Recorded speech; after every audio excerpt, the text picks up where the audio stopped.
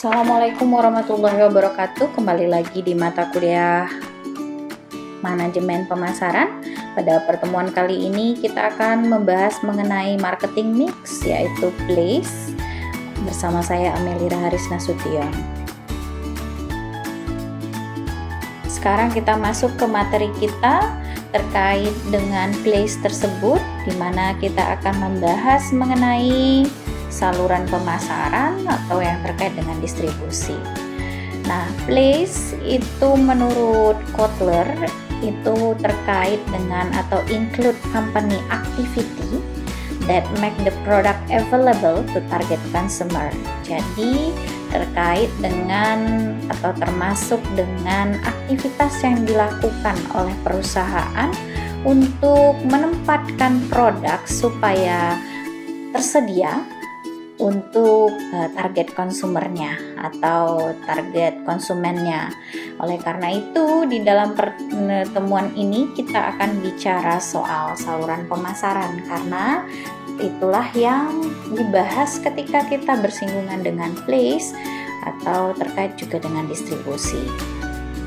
Nah, lokasi ini menyangkut aktivitas perusahaan untuk membuat suatu produk tersedia bagi target konsumen, di mana sebagian besar produsen itu tidak bisa menjual barang mereka kepada pengguna akhir secara langsung, tapi menggunakan saluran perantara, di mana saluran pemasaran adalah sekelompok organisasi yang saling bergantung dan terlibat dalam proses pembuatan produk atau jasa yang disediakan untuk digunakan atau dikonsumsi. Nah, beberapa perantara seperti pedagang grosir dan eceran yang membeli berhak atas dan menjual kembali barang dagangan itu disebut dengan pedagang, di mana sebenarnya topik ini juga sudah sempat kita bicarakan terkait dengan pedagang akhir maupun itu fasilitator di dalam mata kuliah tata niaga. Tapi sekarang kita lebih bicara soal marketing yang ke arah lebih kepada manajemennya. Nah, hal-halnya sebenarnya sudah berkaitan, sudah pernah dibahas di dalam tata niaga untuk beberapa istilah yang sebenarnya tidak asing buat adik-adik sekalian. Kita masuk ke arti penting dari saluran. Jadi, sistem saluran pemasaran atau marketing channel system itu adalah sekelompok saluran pemasaran tertentu yang digunakan oleh sebuah perusahaan, dan keputusan tentang sistem ini merupakan salah satu keputusan terpenting yang dihadapi oleh seorang manajemen, di mana saluran pemasaran itu juga merepresentasikan biaya peluang yang cukup besar, di mana salah satu peran utama saluran pemasaran adalah mengubah pembeli potensial menjadi pelanggan yang menguntungkan. Nah, saluran pemasaran tidak hanya melayani pasar, tetapi juga harus membentuk pasar. Nah, saluran yang dipilih itu tentu saja mempengaruhi semua keputusan pemasaran lainnya. Penetapan harga perusahaan tergantung pada apakah sebuah perusahaan menggunakan perdagangan massal ataukah secara khusus. Nah, tenaga penjual perusahaan dan keputusan mengenai iklan juga akan berkaitan dalam saluran tersebut. Nah, untuk itu dalam pemasaran yang holistik harus dipastikan bahwa keputusan pemasaran di semua bidang yang berbeda tentu saja dibuat secara kolektif untuk memaksimalkan nilai. Nah, dalam mengelola perantara, perusahaan harus memutuskan beberapa besar usaha yang dilakukan untuk melakukan strategi pemasaran. Nah, strategi pemasaran yang dikenal itu ada yang namanya push strategi, ada yang namanya pull strategi. Kalau kita bicara soal strategi dorong atau push strategi, itu merupakan suatu strategi yang menggunakan tenaga penjual, kemudian menggunakan uang promosi dagang atau sarana lain, di mana produsen berusaha untuk mendorong perantara membawa, mempromosikan dan menjual produk ke pengguna akhir. Nah, strategi ini digunakan jika loyalitas merek dalam satu kategori rendah dan pilihan merek dilakukan di toko, produk menjadi barang yang lebih impuls dan manfaat produk dipahami dengan baik. Nah, strategi yang kedua adalah strategi tarik atau pull strategi, di mana produsen menggunakan iklan, promosi, dan bentuk komunikasi lain untuk meyakinkan konsumen agar meminta produk dari perantara sehingga mendorong perantara memesan produk tersebut.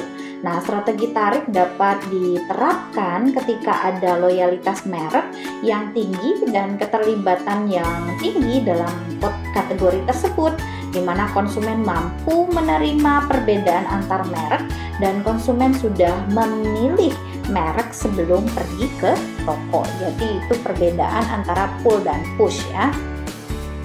Kemudian perusahaan pemasaran tentu saja akan memilih penerapan yang cocok dengan produksinya atau dengan jenis barang yang dihasilkan, di mana misalnya perusahaan terkemuka seperti Coca-Cola, Intel, dan Nike itu sudah sangat mahir dalam menerapkan strategi dorong maupun strategi tarik sekaligus. Jadi kegiatan pemasaran diarahkan ke saluran sebagai bagian strategi dorong lebih efektif ketika disertai strategi tarik yang dirancang dan dilaksanakan dengan baik yang dapat menggerakkan permintaan konsumen. Di sisi lain, tanpa ada konsumen yang tertarik, tentu saja paling tidak beberapa konsumen akan sangat sulit untuk mendapatkan banyak penerimaan dan dukungan dari saluran tersebut. Nah, kemudian kita masuk ke bagian selanjutnya terkait dengan kategori pembeli. Nah, untuk terkait dengan perkembangan saluran dan pembicaraan kita mengenai kategori pembeli, itu kita bicara soal bagaimana kita memahami sebuah kebutuhan pelanggan. Jadi konsumen dapat memilih saluran yang mereka sukai berdasarkan sejumlah faktor, entah itu karena berdasarkan harga, pilihan produk, dan kenyataan pilihan saluran dan juga tujuan belanja mereka. Apakah mereka bertujuan untuk ekonomi, sosial, atau eksperimental. Nah, seperti layaknya produk, adanya segmentasi dan pemasar yang menerapkan berbagai jenis saluran, harus disadari juga bahwa konsumen yang berbeda memiliki kebutuhan berbeda selama proses pembelian. Oleh karena itu, ini kita bicara soal kategori pembeli. Yang pertama ada yang namanya pembelanja berdasarkan kebiasaan, di mana dia membeli dari tempat yang sama dengan cara yang sama sepanjang waktu. Kemudian ada lagi yang namanya pencari kesepakatan bernilai tinggi. Dia biasanya mengetahui kebutuhan mereka dan banyak melakukan penyelidikan saluran sebelum membeli dengan harga sebanyak mungkin. Kemudian ada lagi yang namanya pembelanja yang mencintai keragaman. Dia mengumpulkan informasi di banyak saluran, kemudian memanfaatkan layanan sentuhan tinggi, kemudian membeli di saluran favoritnya dan tanpa memperhatikan harga. Dan yang terakhir ada yang namanya pembelanja dengan keterlibatan tinggi. Dia mengumpulkan informasi di semua saluran, kemudian melakukan pembelian di saluran termurah. Kalau tadi dia tidak fokus ke saluran termurah ya, tetapi memanfaatkan layanan pelanggan dari saluran sentuhan tinggi. Nah, kemudian ada lagi yang namanya jaringan nilai. Kalau kita bicara soal jaringan nilai, ini terkait dengan pandangan rantai pasok pada sebuah perusahaan, melihat pasar sebagai titik tujuan dan sampai pada pandangan linear terhadap aliran, di mana meskipun di mula-mulanya perusahaan harus memikirkan pasar sasaran, kemudian merancang rantai pasok kembali ke belakang dari titik itu. Jadi dia awalnya memang fokus kepada pasar sasaran, namun kemudian secara perlahan dia kemudian merancang rantai pasok dari mana asal muasalnya. Dan inilah yang disebut dengan perancangan rantai permintaan. Dimana kalau menurut Don Sklues dan dari Northwestern, dia mengatakan pendekatan manajemen rantai permintaan tidak hanya mendorong segalanya melalui sistem. Di hadapan adik-adik ada saya tuliskan, tapi penekanan ini menekankan solusi yang dicari konsumen, di mana bukan produk yang berusaha kita jual kepada mereka. Di mana selain 4P, dia justru menyarankan juga si Don Sklues ini pemasaran tradisional digantikan dengan singkatan baru yaitu SIVA, yang merupakan kependekan dari solusi, informasi, nilai atau value tadi, dan juga akses. Nah, di sisi lain ada yang namanya pandangan yang lebih luas yang melihat perusahaan sebagai pusat jaringan nilai. Pusat jaringan nilai itu bisa diartikan sebagai sebuah sistem kemitraan dan aliansi yang diciptakan perusahaan untuk menyediakan, menambah, dan menghantarkan penawaran, di mana jaringan nilai itu meliputi pemasok perusahaan dan pemasok dari pemasoknya, serta pelanggan segera dan pelanggan akhir mereka. Jadi jaringan nilai ini meliputi relasi yang berharga dengan pihak lain seperti peneliti dan perguruan tinggi. Jadi dia sangat luas sekali, di mana perencanaan rantai permintaan itu menghasilkan beberapa pandangan. Yang pertama, perusahaan dapat memperkirakan apakah lebih banyak uang yang akan dikeluarkan ketika alur ke atas atau alur ke bawah jika perusahaan ingin berintegrasi nih atau ke depan atau ke belakang. Nah, kedua, perusahaan lebih menyadari adanya gangguan di sebuah tempat dalam rantai pasok yang dapat menyebabkan entah itu biaya, entah itu harga, entah itu pasokan yang tiba-tiba berubah. Dan yang ketiga, itu perusahaan dapat berhubungan secara online dengan mitra bisnis mereka dalam melakukan komunikasi, transaksi, dan juga dapat meningkatkan akurasi. Nah, ini dicontohkan misalnya oleh Ford. Dia mengelola berbagai rantai pasokan, tetapi dia juga mensponsori atau bertransaksi di banyak situs web, di mana dengan memanfaatkan bursa B2B, business to business, ketika kebutuhan mereka meningkat. Nah, itu sebagai contohnya. Kemudian kita masuk ke fungsi anggota saluran. Jadi seperti yang adik-adik ketahui bahwa saluran pemasaran itu pasti berfungsi untuk menggerakkan barang dari produsen ke konsumen. Nah, saluran pemasaran itu mengatasi kesenjangan waktu, tempat, dan pemilikan yang memisahkan barang dan jasa dari mereka yang memerlukan dan menginginkan. Nah, di sini ada beberapa fungsi anggota saluran. Yang pertama adalah mengumpulkan informasi tentang pelanggan potensial dan pelanggan saat ini, di mana di situ juga dikumpulkan tentang pesaing serta pelaku dan kekuatan lain dalam lingkungan pasar. Kemudian yang kedua terkait dengan mengembangkan dan menyebarluaskan komunikasi persuasif untuk mendorong pembelian. Yang ketiga itu fungsinya mencapai kesepakatan harga dan persyaratan lain sehingga transfer kepemilikan dapat dipengaruhi. Yang keempat tentang memesan kepada produsen. Yang kelima mendapatkan dana untuk membiayai persediaan pada berbagai tingkat dalam saluran pemasaran. Yang keenam mengasumsikan resiko yang berhubungan dengan pelaksanaan pekerjaan saluran. Yang ketujuh menyediakan penyimpanan dan pergerakan dari produk fisik secara lancar. Yang kedelapan menyediakan tagihan untuk pembayaran pembeli melalui bank dan institusi keuangan lainnya. Dan yang terakhir adalah mengawasi perpindahan kepemilikan sebenarnya dari satu organisasi atau organisasi ke organisasi lain atau ke orang lain. Nah, di sisi lain ada lagi yang namanya tingkat saluran. Di hadapan adik-adik ada 5 tingkat saluran, di mana produsen dan pelanggan akhir merupakan bagian dari semua saluran tersebut. Adik-adik bisa lihat dari awal sampai akhir, di mana kita juga dapat menggunakan jumlah tingkat perantara untuk menentukan panjang atau pendeknya saluran tersebut. Nah, adik-adik bisa lihat di sana ada aliran fisik, ada aliran hak milik, aliran pembayaran, aliran informasi, dan aliran promosi, di mana ini menunjukkan bagaimana ilustrasi beberapa saluran pemasaran barang konsumen dengan panjang yang tentu saja beragam.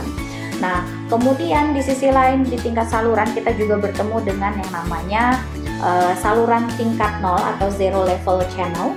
Ini disebut sebagai saluran pemasaran langsung atau direct marketing kalau seandainya ada yang melakukan direct marketing, di mana dia hanya terdiri dari produsen yang menjual langsung ke pelanggan akhir. Misalnya nih penjualan dari pintu ke pintu, atau penjualan ke tempat arisan, atau pesanan surat, atau pemasaran lewat telepon, seperti itu. Nah, contohnya nih modelnya wiraniaga seperti Tupperware, seperti itu ya adik-adik. Tupperware menjual peralatan dapur melalui arisan, itu contohnya. Kemudian ada lagi yang namanya saluran tingkat 1. Ini mengandung hanya satu perantara saja, perantara penjualan, yaitu si pengecer tadi, dimana saluran tingkat 1 ini nanti akan saya lihatkan seperti apa gambarnya setelah ini. Kemudian ada lagi saluran tingkat 2 mengandung 2 perantara, saluran tingkat 3 dia mengandung 3 perantara, dan tentu saja ini juga terkait dengan panjang pendeknya saluran tersebut, di mana saluran juga biasanya menggambarkan pergerakan produk ke depan dari sumber ke pengguna. Tetapi ada juga saluran aliran terbalik. Saluran seperti ini penting dalam kasus ketika menggunakan kembali produk atau kemasan, atau juga memperbaiki ulang produk, atau terkait dengan mendaur ulang produk atau membuang produk dan kemasan. Nah, di sisi lain ada lagi yang namanya saluran untuk sektor jasa, di mana saluran pemasaran kan tidak terbatas hanya terkait dengan distribusi fisik saja, tapi ada juga produsen jasa dan ide yang menghadapi masalah membuat jasa mereka tersedia dan dapat diakses oleh populasi sasaran, di mana ada 2 model nih, saluran pemasaran konsumen dan saluran pemasaran industri. Di hadapan adik-adik bisa melihat perbedaan antara masing-masing saluran, di mana saluran pemasaran konsumen itu akhirnya adalah si konsumen, di mana produsen yang paling awal, sedangkan di pemasaran industri itu konsumennya adalah pelanggan industri, sedangkan produsennya tetap produsen gitu ya. Nah, kemudian saluran pemasaran juga selalu berubah dalam pemasaran orang, di mana selain hiburan langsung dan terprogram, para penghibur, musisi, dan artis lain juga dapat menjangkau saluran penggemar dan penggemar lama secara online dengan berbagai cara. Nah, ini misalnya untuk jenis-jenis saluran pemasaran ya, jasa yang biasanya adik-adik bisa lihat dari TV kah itu, atau dari web kah itu, atau situs komunitasnya itu ya. Nah, kemudian kita masuk ke keputusan rancangan saluran. Nah, perencanaan sistem saluran pemasaran itu pasti membutuhkan analisis kebutuhan konsumen untuk menentukan tujuan saluran, serta mengidentifikasi dan mengevaluasi alternatif saluran utama. Nah, untuk itu kita masuk ke bagian yang pertama, yaitu menganalisis tingkat output jasa yang diinginkan. Nah, dalam merancang saluran pemasaran, pemasar harus memahami tingkat output jasa yang diinginkan pelanggan sasaran, di mana itu menghasilkan 5 output jasa, yaitu ukuran lot. Ini menunjukkan jumlah unit yang diizinkan saluran untuk dibeli oleh pelanggan umum dalam satu peristiwa. Nah, misalnya ini dicontohkan dalam membeli mobil untuk armadanya, ada perusahaan mobil lebih menyukai saluran dari mana mereka membeli ukuran yang lot besar. Atau misalnya yang kedua itu terkait dengan waktu tunggu dan waktu pengiriman, di mana rata-rata waktu tunggu pelanggan saluran untuk menerima barang, di mana pelanggan itu akan semakin menyukai saluran dengan pengiriman yang cepat. Dan yang ketiga itu terkait dengan kenyamanan spasial, di mana tingkat di mana saluran pemasaran membuat konsumen lebih mudah membeli produk.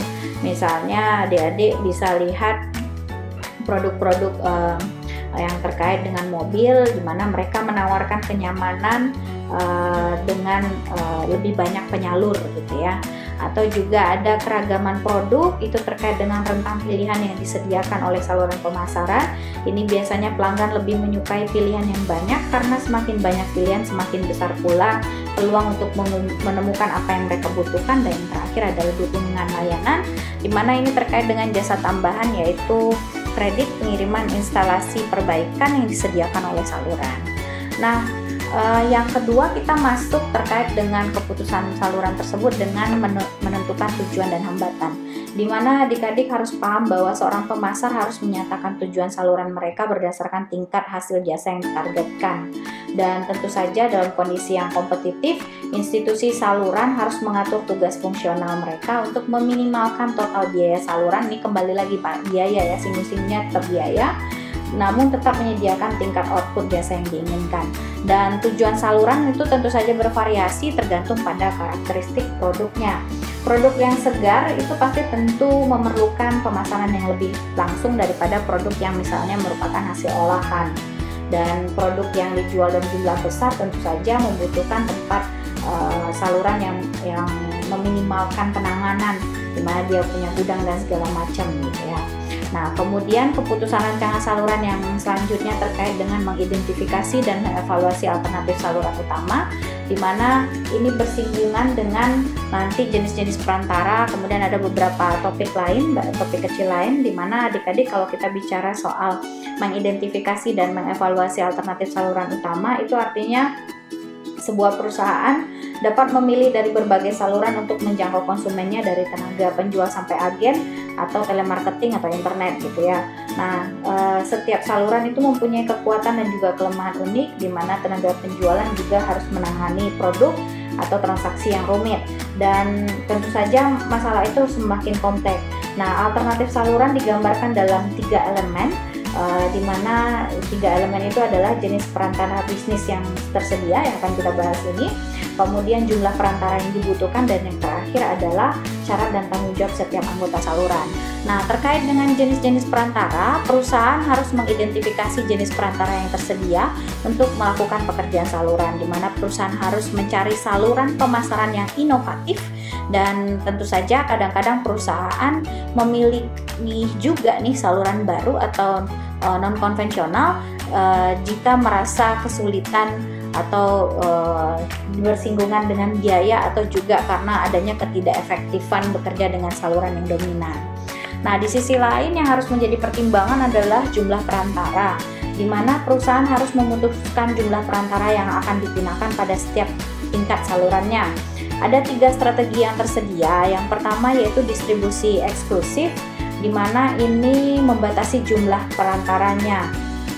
Jadi, distribusi ini tepat ketika produsen ingin mempertahankan kendali atas tingkat jasa dan output yang ditawarkan oleh penjual perantara, dan distribusi ini sering memasukkan pengaturan kesepakatan yang eksklusif tentu saja, misalnya label-label legendaris Italia misalnya seperti Gucci gitu ya. Nah, kemudian ada lagi distribusi selektif atau selective distribution. Ini bergantung pada beberapa perantara, namun tidak semuanya bersedia menjual produk tersebut. Nah, ini misalnya terkait dengan perusahaan yang tentu saja tidak perlu khawatir tentang terlalu banyak gerai, tapi perusahaan bisa mendapatkan cakupan pasar yang besar. Sebagai contohnya di sini adalah Steel. Ini merupakan contoh yang tepat untuk menggambarkan distribusi selektif. Dan yang terakhir adalah distribusi intensif ya, itu bukan insentif ya. Intensif itu terkait dengan produsen menempatkan barang atau jasa di sebanyak mungkin gerai. Jadi strategi ini biasanya digunakan untuk barang-barang yang seperti misalnya makanan ringan, minuman ringan, surat kabar, atau hal-hal yang sangat dekat sekali dan biasanya harganya jauh lebih murah gitu ya. Kemudian yang terakhir kita bicara soal syarat dan tanggung jawab anggota saluran, di mana setiap anggota saluran harus diperlakukan dengan hormat dan tentu saja memberikan mereka peluang bagi saluran untuk menghasilkan keuntungan, di mana elemen utama dalam bauran hubungan dagang ini adalah terkait dengan kebijakan harga yang mengharuskan produsen untuk menentukan daftar harga serta jadwal diskon dan insentif yang dilihat perantara sebagai sesuatu yang adil dan mencukupi, dan terkait juga dengan kondisi penjualan misalnya mengacu pada syarat pembayaran dan jaminan produsen, atau juga terkait dengan hak teritorial, itu terkait dengan mendefinisikan wilayah distributor dan syarat di mana produsen akan mewaralabakan kepada distributor lain, dan yang terakhir adalah layanan dan tanggung jawab bersama. Nah, ini terkait dengan kalau seandainya di waralaba itu harus menyediakan itu bangunan promosi dan segala macam.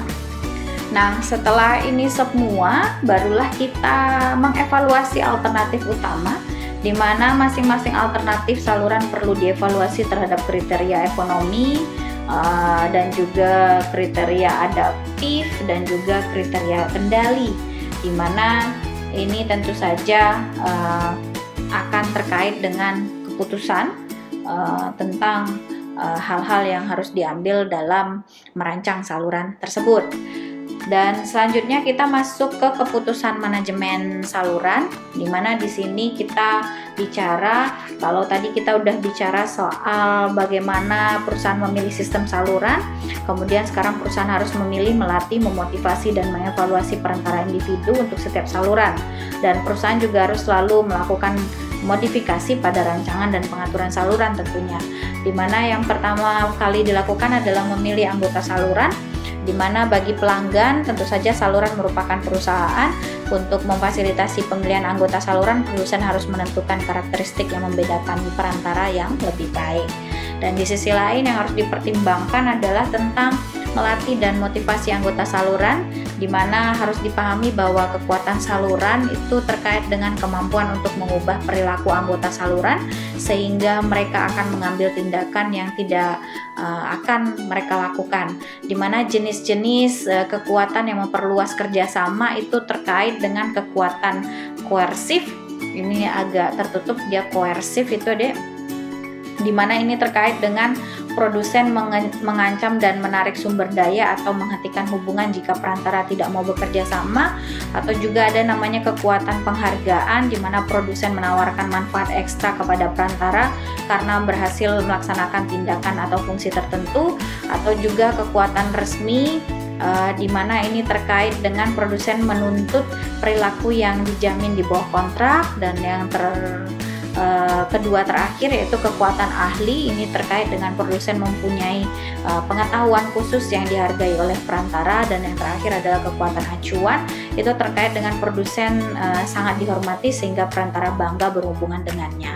Dan di sisi lain yang harus dipertimbangkan adalah mengevaluasi anggota saluran, di mana produsen harus terus-menerus mengevaluasi kinerja perantara terhadap standar-standar seperti perolehan kuota penjualan, rata-rata tingkat persediaan, waktu pengiriman pelanggan, perawatan barang yang rusak dan hilang, dan kerjasama dalam promosi dan pelatihan.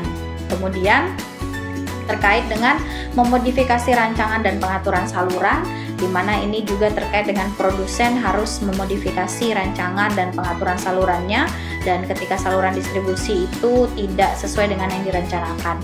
Jadi produsen harus meninjau dan melakukan modifikasi ketika pengaturan salurannya memang tidak sesuai dengan yang diharapkan. Nah, dalam topik ini ada yang bagian terakhir terkait dengan integrasi dan sistem saluran. Jadi kalau kita bicara saluran distribusi itu kan tentu saja tidak bersifat statis, di mana institusi perdagangan grosir dan eceran baru tentu saja bermunculan terus-terusan, dan sistem saluran baru berkembang. Kita akan melihat pertumbuhan terbaru dan sistem pemasaran vertikal, horizontal, atau multi saluran, dan itu adalah bagian yang akan kita pelajari after ini adik-adik. Nah, ini saluran pemasaran konvensional atau conventional marketing channel itu biasanya mencakup produsen independen, pedagang grosir, dan pengecer, di mana di dalam sistem ini setiap anggota saluran merupakan bisnis terpisah yang berusaha memaksimalkan labanya sendiri. Dan sekarang ada namanya sistem pemasaran vertikal atau vertical marketing system atau VMS. Nah, ini sebaliknya, kalau tadi itu berdiri sendiri, nah sekarang produsen, pedagang grosir, dan pengecer bertindak sebagai satu sistem terpadu. Itu perbedaannya antara saluran pemasaran konvensional dan saluran pemasaran vertikal, di mana sistem pemasaran vertikal ini timbul sebagai akibat usaha anggota saluran yang kuat untuk mengendalikan perilaku saluran dan menghilangkan konflik yang terjadi antara anggota saluran tersebut, di mana ada 3 jenis VMS. Yang pertama itu adalah VMS korporat. Ini menggabungkan tahap produksi dan distribusi suksesif di bawah satu kepemilikan. Kemudian ada lagi VMS teradministrasi, di mana mengkoordinasikan tahap produksi dan distribusi secara berturut-turut melalui ukuran dan kekuatan salah satu anggota. Nah, di sini ada yang namanya pengaturan pasokan distributor. Yang paling bagus untuk VMS teradministrasi itu tergantung pada pemrograman distribusi yang membangun sistem pemasaran vertikal terencana dan dikelola secara profesional yang memenuhi kebutuhan produsen dan distributor. Kemudian ada lagi VMS kontraktual. Jadi ini bicara soal perusahaan independen dengan berbagai tingkat produksi dan distribusi, kemudian mengintegrasikan program mereka pada basis kontraktual untuk mendapatkan keekonomisan atau dampak penjualan yang lebih besar dibandingkan kalau seandainya mereka berdiri sendiri. Dan ini biasanya ada 3 jenis VMS kontraktual itu. Yang pertama, rantai sukarela yang disponsori oleh pedagang grosir, kemudian ada koperasi pengecer, ada lagi yang namanya organisasi waralaba ya, bukan wiralaba. Nah, sebenarnya persaingan baru dalam perdagangan eceran yang tidak menerapkan atau pedagang pengecer independen yang tidak menerapkan VMS itu tentu saja mengembangkan toko khusus yang melayani segmen pasar khusus. Nah, ini biasanya persaingan baru dalam dunia eceran tidak lagi terjadi antara unit bisnis independen, tetapi antara keseluruhan sistem jaringan yang diprogram secara terpusat, bersaing satu sama lain untuk mencapai keekonomisan biaya dan respon pelanggan yang baik. Nah, selanjutnya kita bicara soal sistem pemasaran horizontal, di mana ada 2 atau lebih perusahaan yang tidak berhubungan menyatukan sumber daya atau program untuk mengeksplorasi peluang pemasaran yang muncul. Dan ini dia bicara soal hal lainnya selain sistem pemasaran horizontal, tentang mengintegrasikan sistem pemasaran multisaluran, di mana pemasaran multisaluran itu terjadi ketika sebuah perusahaan menggunakan 2 atau lebih saluran pemasaran untuk menjangkau 1 atau lebih segmen. Di sisi lain ada lagi yang namanya sistem saluran pemasaran terintegrasi, yaitu salah satu sistem di mana strategi dan taktik penjualan melalui satu saluran mencerminkan strategi dan taktik penjualan melalui saluran lain. Dan untuk itu ada hal yang dampak positifnya. Dengan menambahkan lebih banyak saluran, perusahaan bisa mendapatkan 3 manfaat. Yang pertama, meningkatkan cakupan pasar. Yang kedua, biaya saluran yang lebih rendah. Kemudian lebih banyak penjualan yang lebih sesuai dengan keinginan pelanggan. Dan untuk topik kali ini sekian saja dari saya. Atas perhatian adik-adik saya ucapkan terima kasih. Assalamualaikum warahmatullahi wabarakatuh. Selamat pagi, siang, atau sore, atau malam, tergantung dengan adik-adik yang membuka video ini.